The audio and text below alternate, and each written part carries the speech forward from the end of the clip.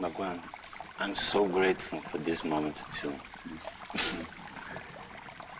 Brazil is a very poor country. 70% of the people are living in misery. There is no food, no house, no education. But they have three hopes: to win at the lottery, to be saved by God, or to make a political revolution. There is a very popular expression in Brazil which says, God is Brazilian. Do you think so?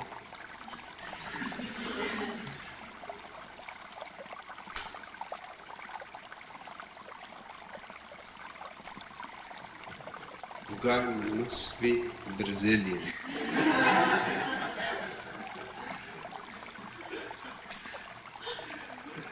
But it is very unfortunate because only poor people, suffering people need a God. God is just opium.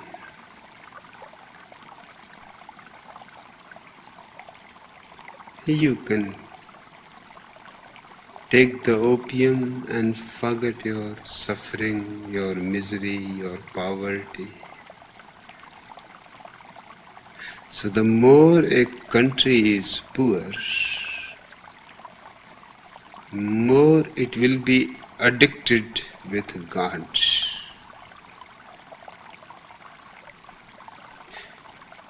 It is the same proportion always. More the country is happy, contented, comfortable, who bothers about God? For what? Even in the ordinary life of a man, one remembers God only when he is in misery, suffering, trouble, sick, bankrupt. When everything is going great, nobody remembers God.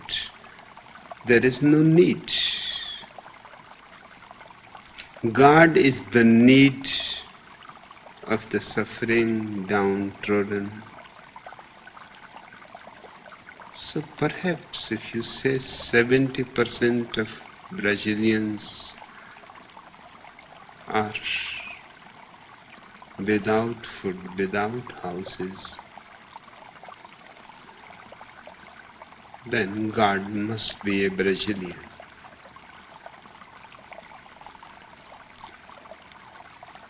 God is the property of the poor. The hope of those who are living a hopeless life. And they will continue to live in poverty until they get rid of this God. So tell the Brazilians he is a Brazilian. So it is our duty to finish him.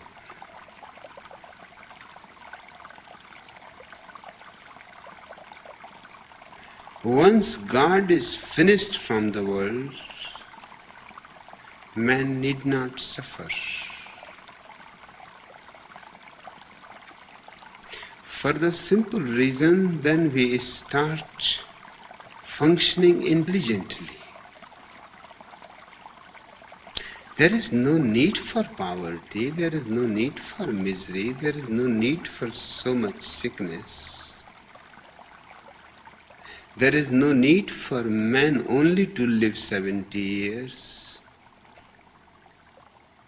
These are just because we have not tried intelligence in living. Wherever we have tried it, we have reached heights of immense dimensions. Only as far as man is concerned, we are dependent on God. It is only 300 years that science came into being. It revolted against the world and all kinds of superstitions, and within 300 years science has given man so much that in 30,000 years religions have not been able to provide. And this too against the priests, against the politicians, science has contributed. If politicians and priests are not there, man can take a quantum leap. There is no barrier between man and paradise. But the priest wants people to be poor, because only the poor need him. It is a simple business ideology. The politician wants people poor because only the poor can be conditioned. They are illiterate, uneducated.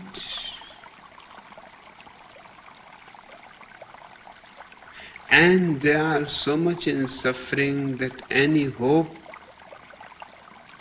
and they are ready to buy it. It may be God, it may be communism, it may be revolution, something in the future, far away.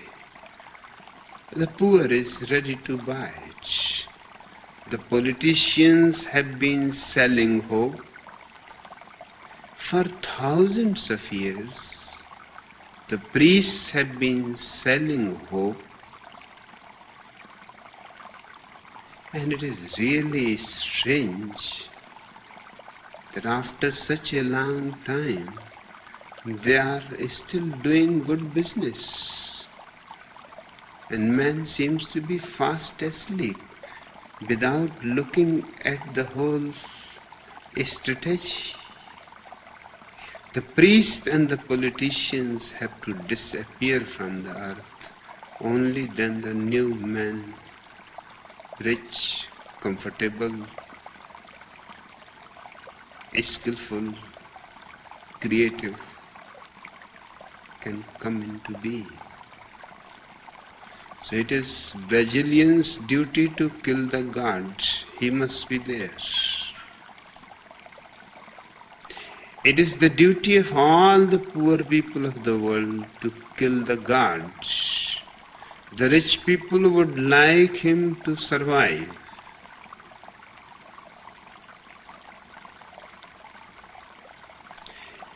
For the rich people, God is a beautiful investment,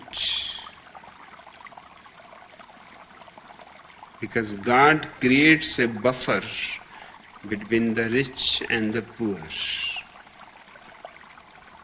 And because of that buffer, the rich is protected.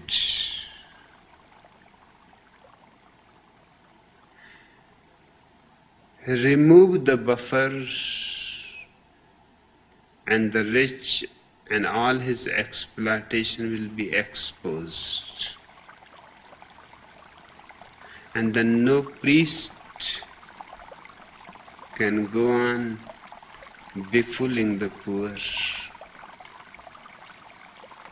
in the name of God, in the name of fate, in the name of the law of action, past lives. All kinds of things have been invented just to keep the poor, ready to be sucked by all kinds of parasites.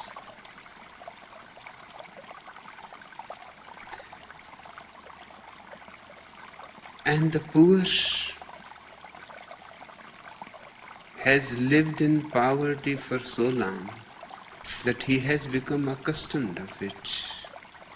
He accepts it as his life. He does not know what life is.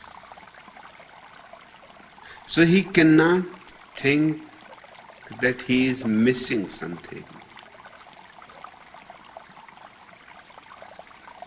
To miss something, first you have to have it.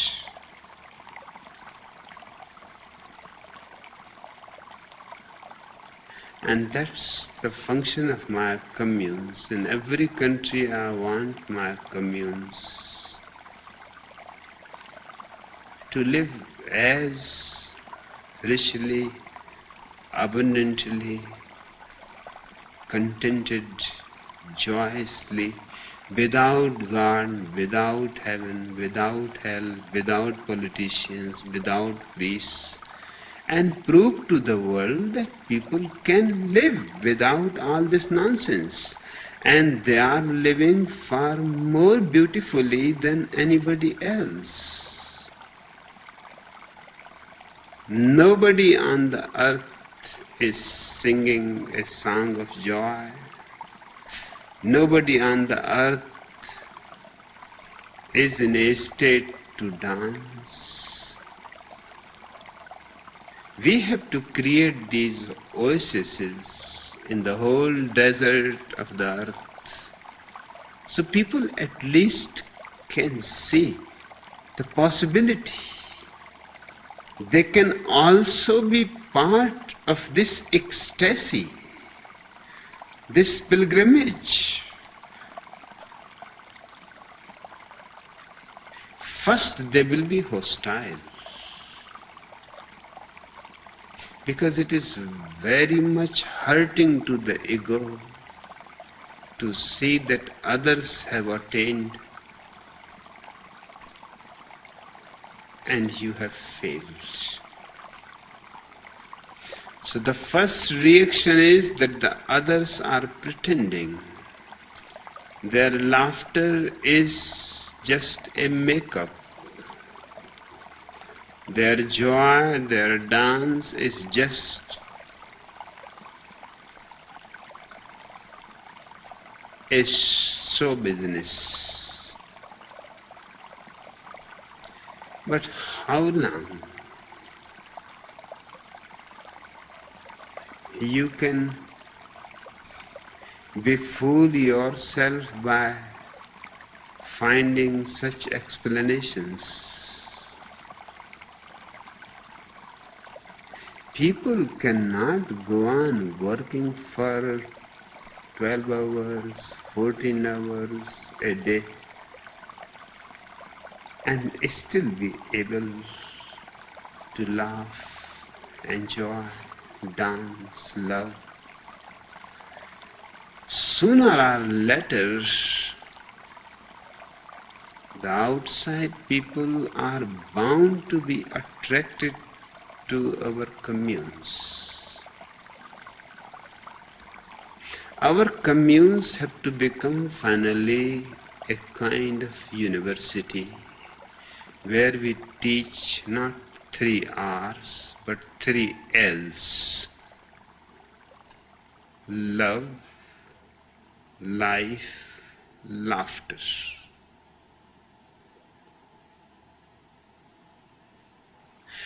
And there is no other hope for the poor. Revolution has failed. In Russia, the politicians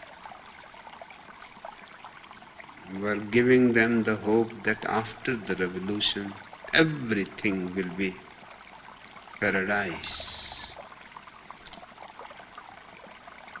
60 years have passed. There is no sign of any paradise.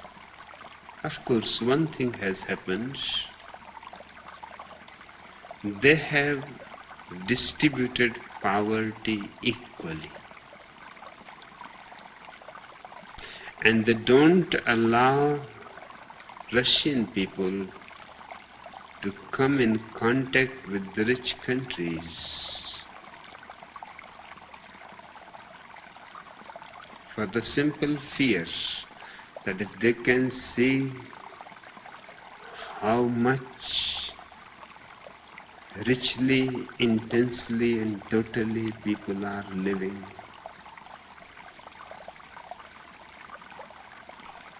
then this communism has failed. It could not make them rich, it has only made them all poor, equally poor. So equality has been achieved.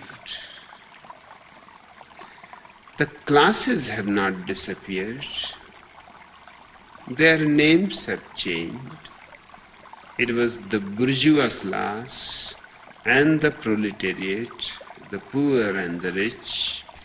Now it is the ordinary citizen and the member of the Communist Party. The member of the Communist Party has more power than any rich man ever had,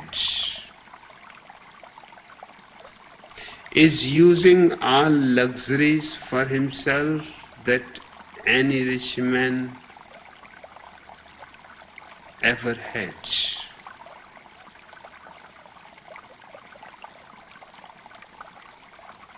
Is living comfortably with all technological devices at his hands. And it is only in Russia that to become a member of the Communist Party is the most difficult. In any other country, you can just become the member if you want, any moment. No qualifications, no conditions have to be fulfilled. But in Russia, to become a member of the Communist Party is a long process, long discipline. Far more longer than a poor man has to travel to become rich. The distance between the hierarchy that is in power and the people is bigger in Russia than anywhere else. For the simple reason because the middle class has completely disappeared and it has left a big gap. In other societies, the society is divided not only into classes. About that, Marx is absolutely wrong. Society is divided into many steps. Those two may be the extreme steps,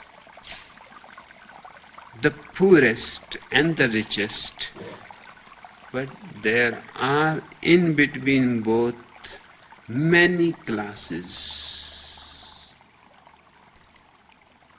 So there is a link, and the middle class is the biggest class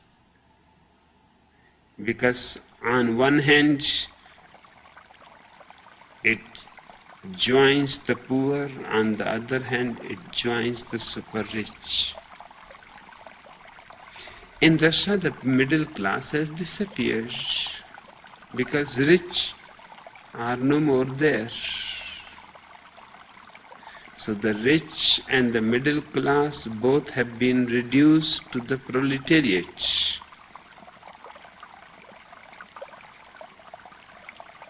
Poverty is so equal that you don't feel hurt, you don't feel jealous. There is nothing to feel jealous of. Everybody is just like you. God has failed. Marx has failed.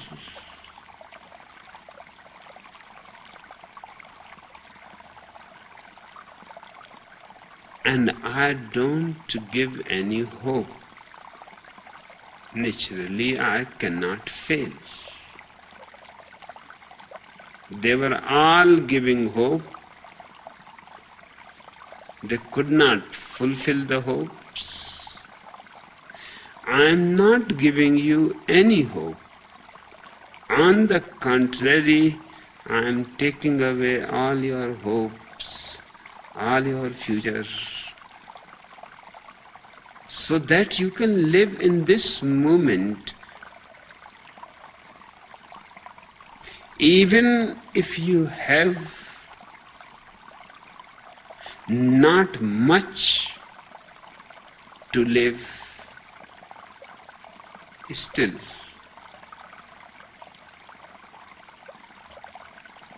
one can make this moment a paradise by small things. And if the whole humanity is convinced that this is the only moment to live, the misers will disappear on their own account because they are not living, they are accumulating for the future.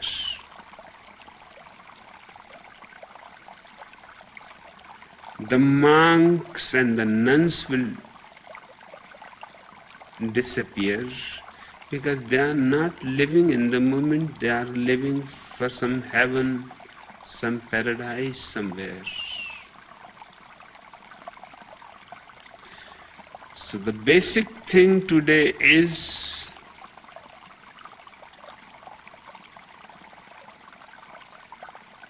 that God, which is another name of hope,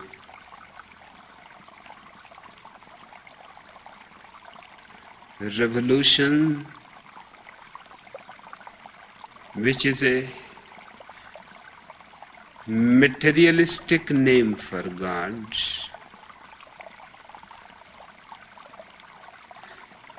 but they function exactly the same.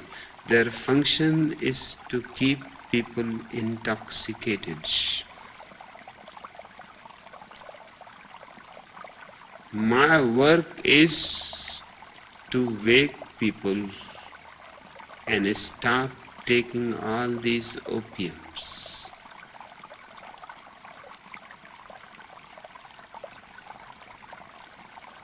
If people are just a little bit awakened, we can disperse all nations, all nuclear weapons, all atomic plants which are simply wasting energy, and the same energy can become creative and make people as rich as no Alexander the Great was ever rich.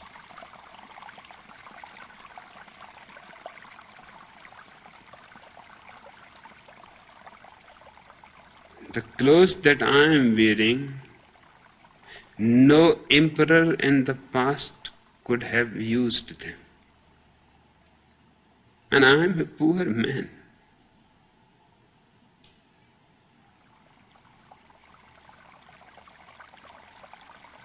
It was simply impossible because the technology was not there.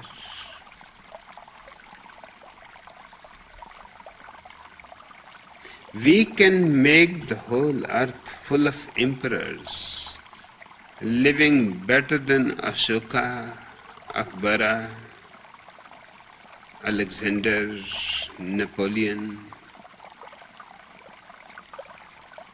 in every possible way.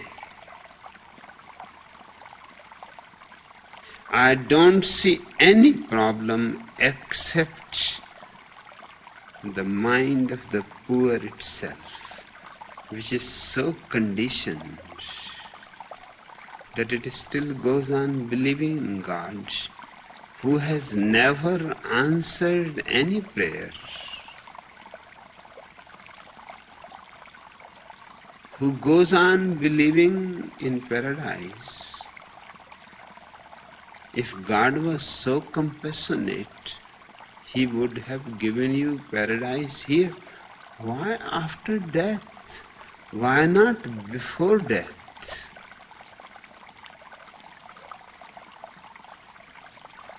And the poor people have to see the fact that all the revolutions have failed.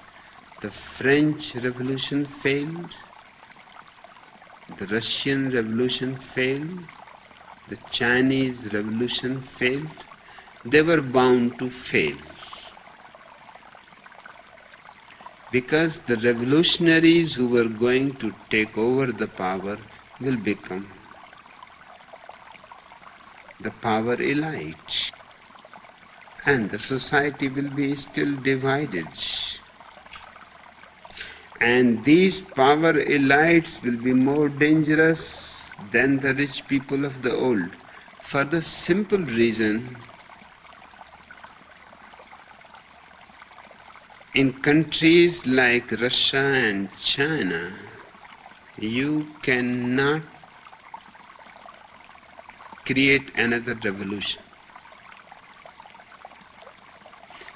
Because the revolutionaries who has taken over the power know how it has been taken over.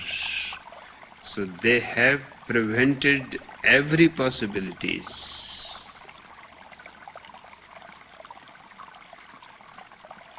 Even to talk about revolution is enough to be persecuted, killed, or exiled into Siberia. Even Karl Marx, Friedrich Engels, or Lenin himself were to be born into Russia, there is no possibility that their books will be published. Only government has the publication department. Anything that is published by the government, approved by the Communist Party.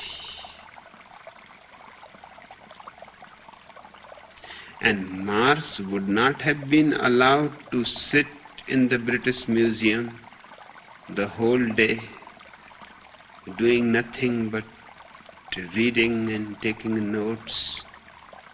His whole life, he never did anything except reading and writing. His writings are voluminous. But in Russia, that is not possible. He will not be counted as a proletariat. One of my friends was visiting Russia. He is a Buddhist bhikkhu, a follower of Buddha, a monk. He told me that the first thing that was shocking to the Russians were my hands. I said, your hands? He said, yes. Whenever I shook hands with them, they immediately shrank back. and they said, you must be a bourgeois. Your hands don't show that you have ever worked. I told the Buddhist monk, you touch my hand, then you will know that you are a proletariat and I am a bourgeois. That will give you great consolation.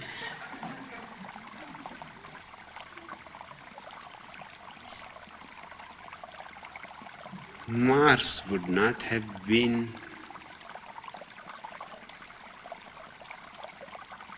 possible. No revolution in Russia is possible.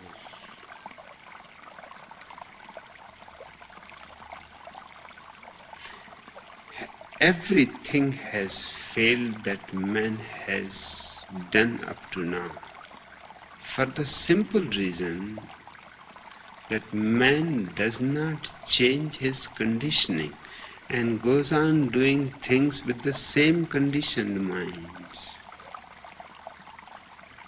All that is needed is a simple deprogramming. Your mind should be cleaned from being a Brazilian, from being an American, from being an Indian, from being a communist, from being a socialist, from being a Christian, Jew, Hindu, whatever the name of your limitations, all those limitations should be dropped, so you can become an unlimited being. That is freedom, and that is true revolution, and it is an individual affair.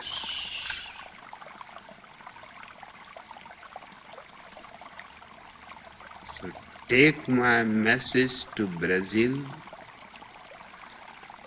that please stop hoping and start living. Out of your living,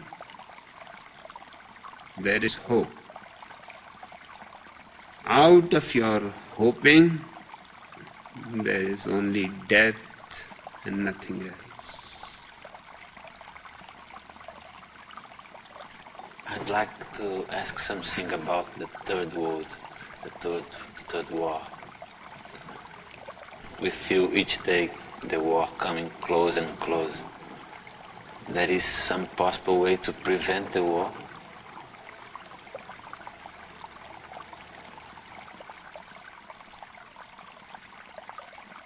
The truth is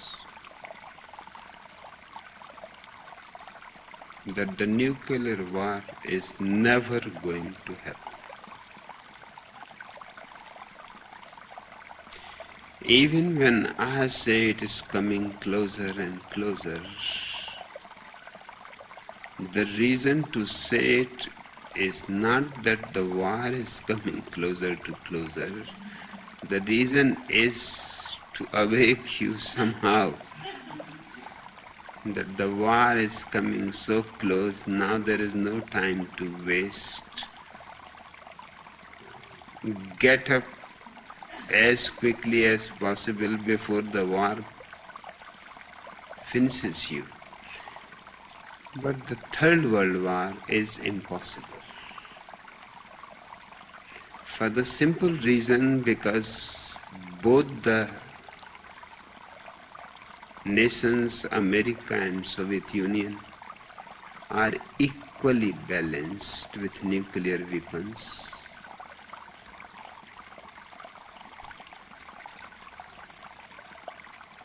And if a war starts,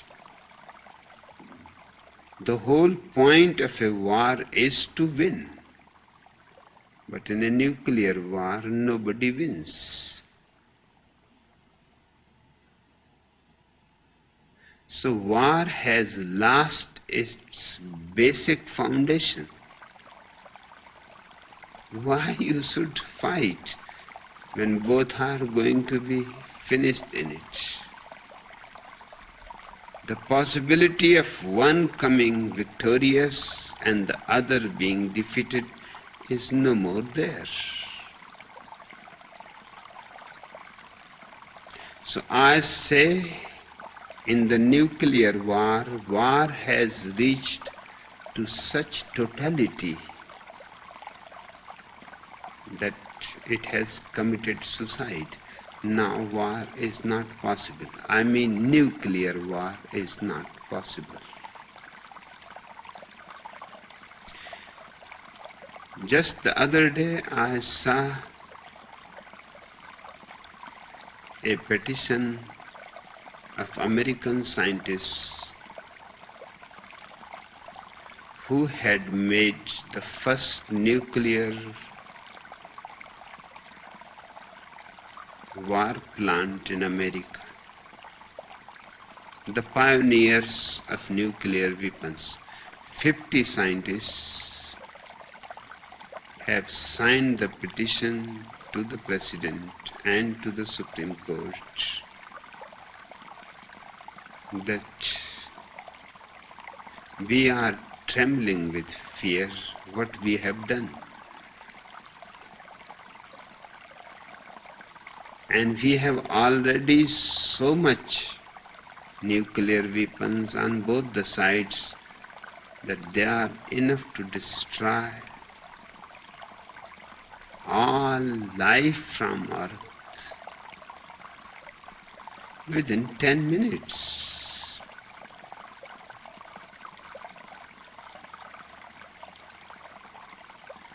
Those 50 scientists who have been making nuclear war possible have visualized the situation, what is happening. The same is happening in Russia. The scientists are becoming aware that what they are creating is a mass-scale, worldwide suicide. It is so absurd and meaningless. Those 50 scientists have mentioned one thing which I have been telling again and again, that up to now all our efforts to find some antidote for the nuclear weapon has failed. And we don't think that we will be able to find something that destroys the power of the nuclear weapon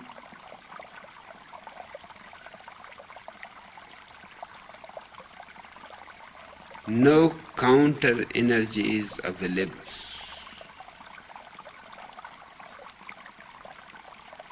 It is because of this fact they have put the petition, because now it is simply destruction. There is no way of protecting anybody.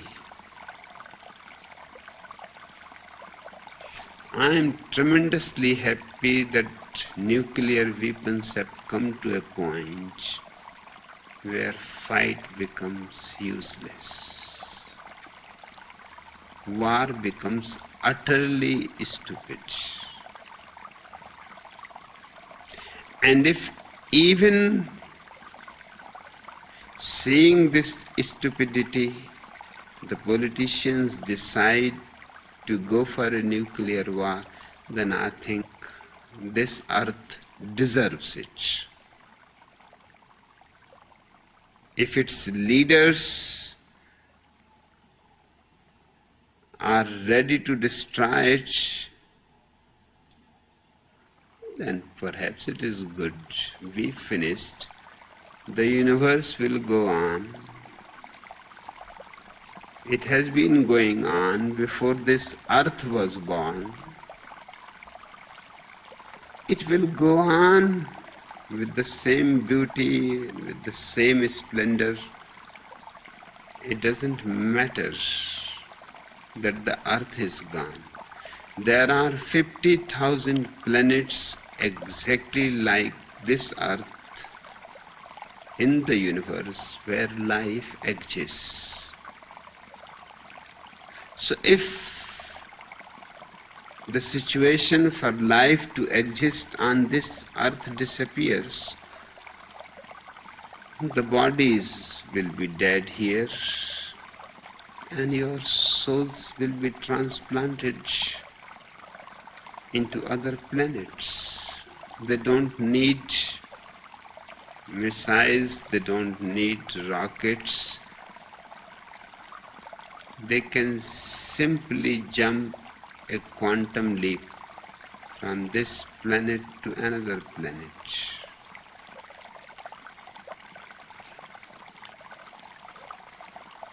But as far as I am concerned, I am totally convinced war is impossible. For the simple reason because that's why they have been postponing it. And they will go on postponing it. They want to find something, either party, whoever finds it first, will immediately go for nuclear war because he can protect his country and you cannot protect your country. Then war again gains meaning. Somebody will be victorious and somebody will be defeated. But I don't see there is any way to find an antidote. For the simple reason, because 300 years of continuous creation of war mechanism, destructive weapons, has led to the nuclear weapon. You have never worked for life.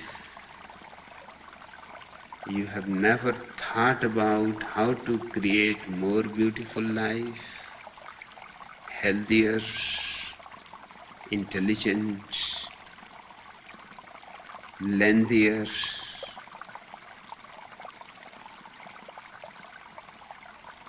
If side by side you were working for these 300 years,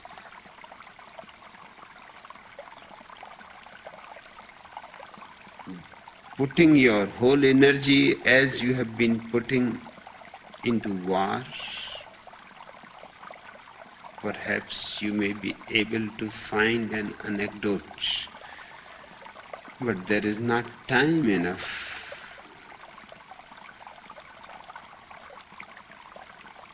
If all the scientists of the world together start working now, perhaps in 100 years they may be able to find a clue which nullifies all nuclear weapons. That seems to be impossible. So to me, the Third World War is over. We have passed it. Now think about the fourth and prepare for the fourth. Third is not possible. And I am not a pacifist, and I don't want my sannyasis to be pacifists. A pacifist is against war. So much so that if he had nuclear weapons, he will fight with nuclear weapons against war. A pacifist is not a peaceful man. Our sannyasins are not pacifists, but peace-loving, silence-loving, trying to find their inner serenity. If we can create around the world millions of people who are centered in their meditation, who know who they are, who know the tremendous bliss that comes when you enter in your innermost core, that will create an energy blanket around the earth. That is the only possibility to prevent. So directly I am not concerned with war. My concern is how to create more peaceful people, more loving people, more meditative people, because if the balance for peace-loving people is more in the world, then any war can be prevented.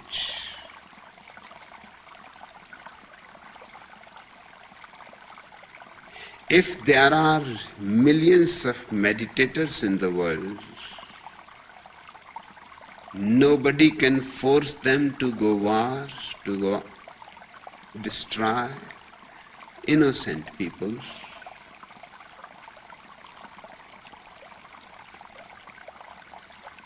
In fact, these people who have attained some light within themselves will become a tremendous barrier not only against nuclear war but against any kind of war. I am aware that nuclear war is impossible, and it is possible that Soviet Union and America will come to a conclusion to drown all the nuclear weapons into the Pacific. I don't know who gave it the name Pacific, perhaps for this purpose, and stop all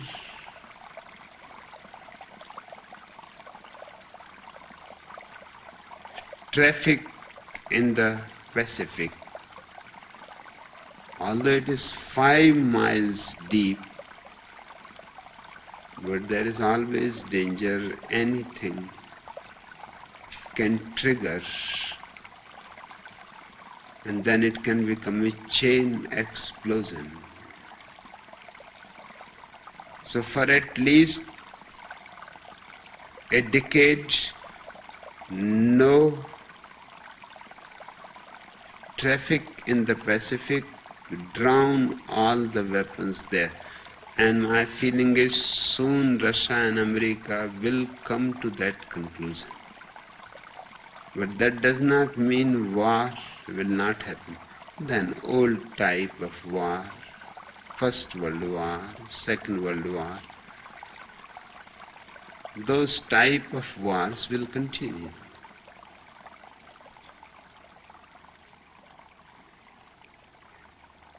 Thinking of the Third World War, they look like children's play,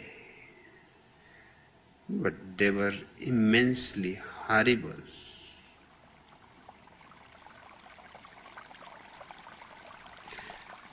So as far as I am concerned, Third World War is out of question. But still other wars will be there. If we want to prevent all kinds of war in the world, then we have to spread the red people to the farthest corner everywhere, so that we have a commune of millions of young people who declare that they are the owners of the earth, and they refuse any kind of passport, any visa,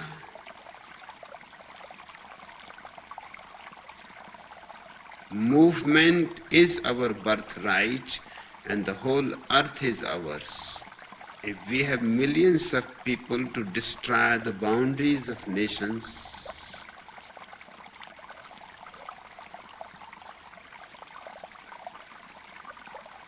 the boundaries of religions, then there is nothing to fight for. Fight with whom?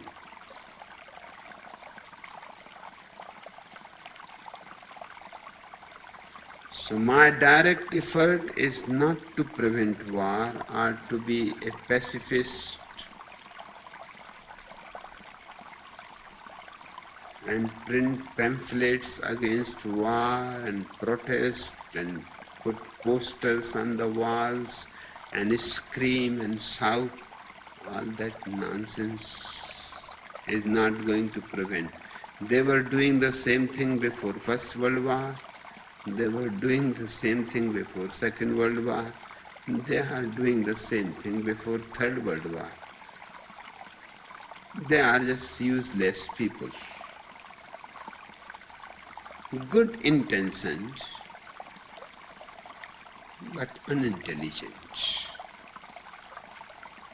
My effort is to create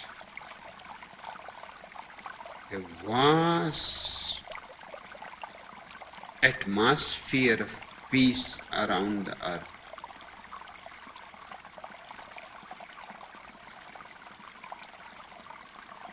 And that will be enough.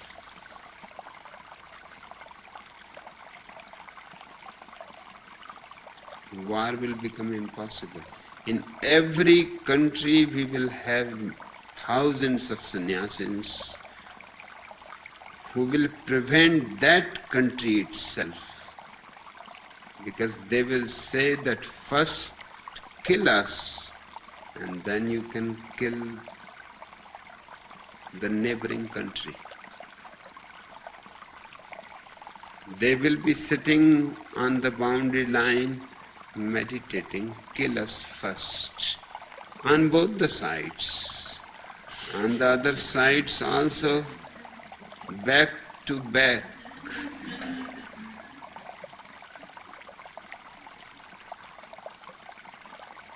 And I don't think any politician has the courage to kill millions of his own people, because then the whole country will destroy the government and the politicians and everything, because these children are not doing anything wrong and they belong to the whole country. So create peaceful people, and if time arrives, we will risk all our peace-loving people. And I don't think that any country can go to war. It has never happened that the people of the same country are opposing its own government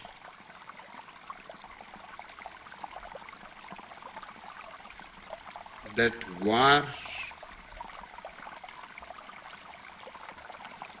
is not going to be our game anymore.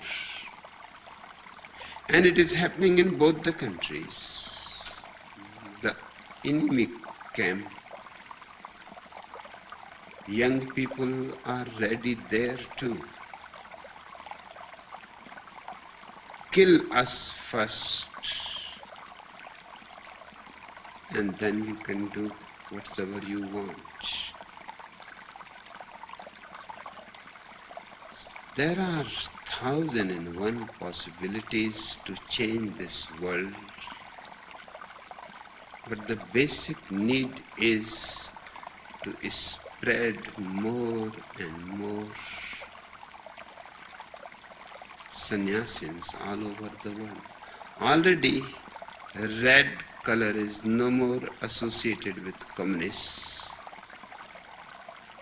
We have taken its possession already. Copyright is ours now.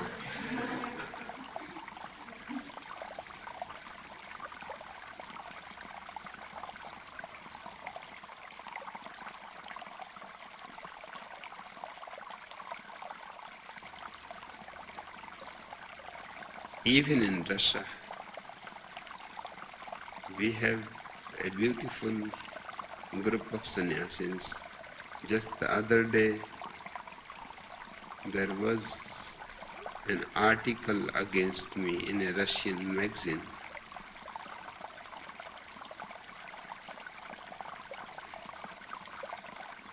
They have been persecuting sannyasins. They have been taking their books away. The sannyasins have done nothing wrong, no illegal thing, no crime. So they cannot do anything to them. But in the article they have published the main prominent sannyasins' names, so that they can be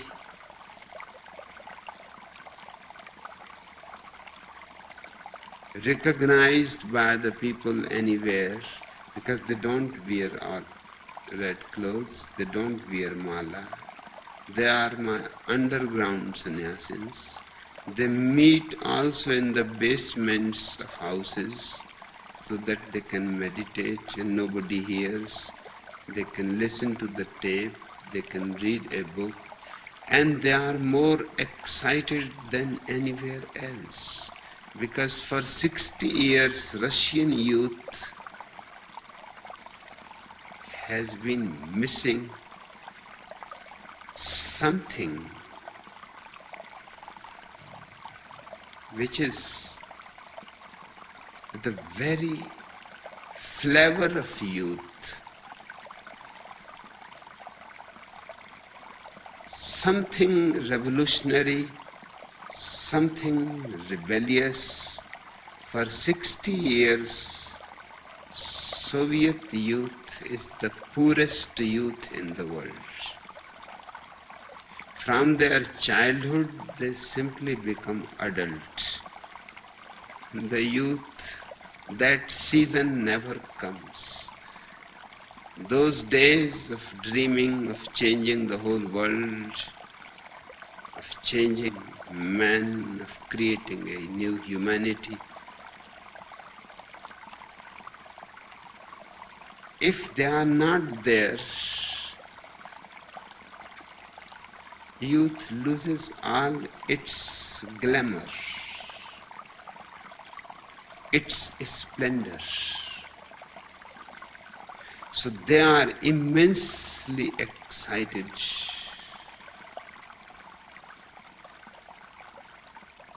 And I know that communist countries will be soon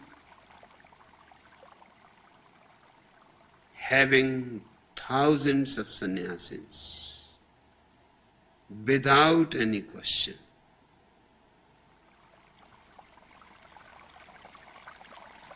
And nobody else can provide communist countries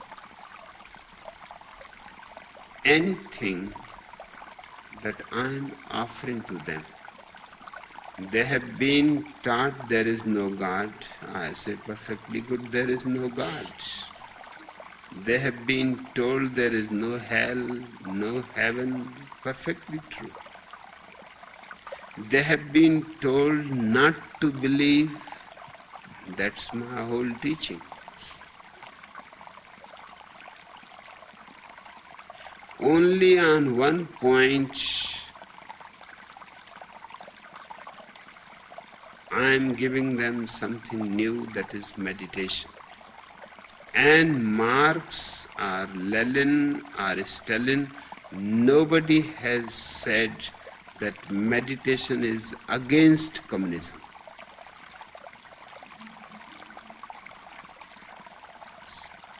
Just sitting silently doing nothing, how it can be against communism or against anybody? So my sannyasins need not be afraid in communist countries either, because my teaching agrees with Marx on every point except meditation, but that is the whole secret, that meditation will destroy all those communist ideas, those Marxian concepts. And about meditation, there is not a single word against it in the whole communist literature, because they never have even heard about it. Marx knew nothing about it.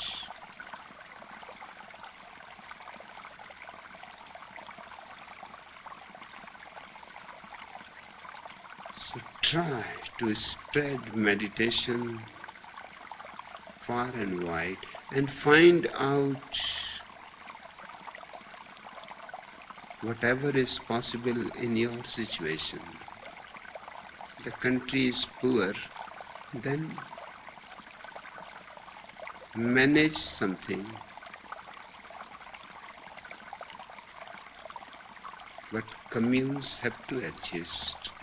And once a commune is there, soon you will be able to produce many things, create many things. And the commune is not going to remain poor now. And it will become a prototype for other people, that if we can create and we can live comfortably and we are not starving and we are rejoicing, why you cannot just do the same as we are doing? Okay.